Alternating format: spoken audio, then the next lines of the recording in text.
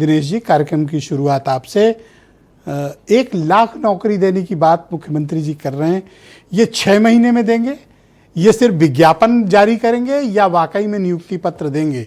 और अब तक नहीं दिया था, अब दे रहे हैं, और कैसे देंगे? थोड़ा इसको तकनीकी तौर पे समझाइए। ब्रजेश भाई, मुख्यमंत्री जी ने सिर्फ ये नहीं कहा है, उन्होंने कहा कि नियुक्ति पत्र हम बांटेंगे।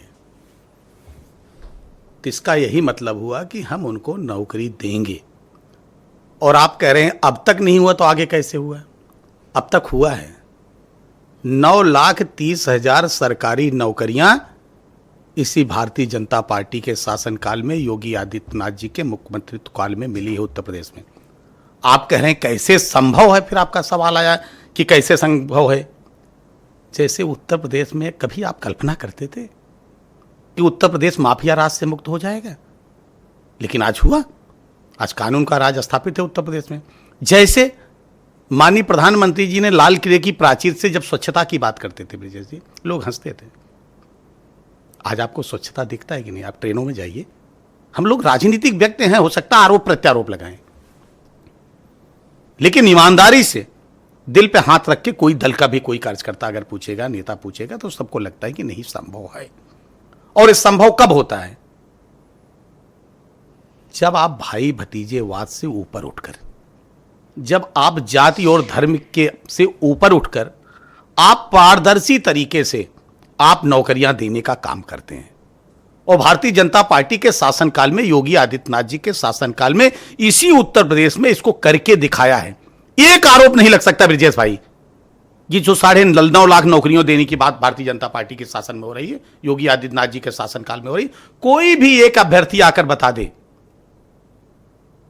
कि हमने पैसा देकर, किसी भी तरह से कोई प्रलोभन देकर हमको नौकरियां, हमने कहीं रिश्वत दी है। पहले क्या होता था? हमने 9.5 लाख नौकरियां दी ना।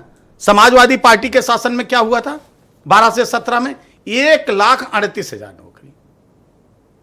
तो वहां संभव नहीं हो सकता था। वहां संभव इसलिए नहीं हो पाता था कि वहां जाति देखकर, और जैसे ही विज्ञापन, ब्रजेश भाई कहते हुए उत्तर प्रदेश के हम लोग सारे लोग हैं, जैसे ही एक विज्ञापन जारी होता था, लोग झोला उठा लेते थे और 10 लोगों से, 20 लोगों से, 50 लोगों से वसूली करते थे। उसमें हो सकता है एक का स्वतः हो जाए, लेकिन जब आपने कहा कैसे संभव है, जब आपके अंदर इच्छा शक्ति हो ना, तो सब कुछ संभव है। और इसी उत्तर प्रदेश में करके दिखाया। मैं आपको बता सकता हूं कि 9,30,000 में इसी यूपीएससी के माध्यम से 95,000 से अधिक पदों की नौकरियां योगी आदित्यनाथ जी की सरकार ने दी है। राज्य पुलिस में 2,20,000 की नौकरियां जो है, और उसमें भी 20% महिलाओं को नौकरियां दी है पारदर्शी तरीके से। 30,000 महिला आरक्षी उसमें भर्ती हुए थे। प्राथमिक विद्यालय में 1,50,000 से अधिक सहायक प्राध्यापकों की नियुक्ति इसी उत्तर प्रदेश के शासनकाल में। माध्यमिक विद्यालय में आ जाइए, 34,074 शिक्षकों की नियुक्ति राजकीय विद्यालय। अच्छा, आप 4 मिनट से बयान दे रहे हैं, मुझे लगा, मैं इस चीज़ का इंतजार कर रहा था कि आप मुझे ये बताएंगे और पूरी इस डिबेट में सबको इनलाइटन करेंगे कि 1 लाख नौकरियां आप कहां देने जा रहे हैं, किस विभाग में देने जा रहे हैं, कहां देने जा रहे हैं, कोई रोड मैप है तो दीजिए।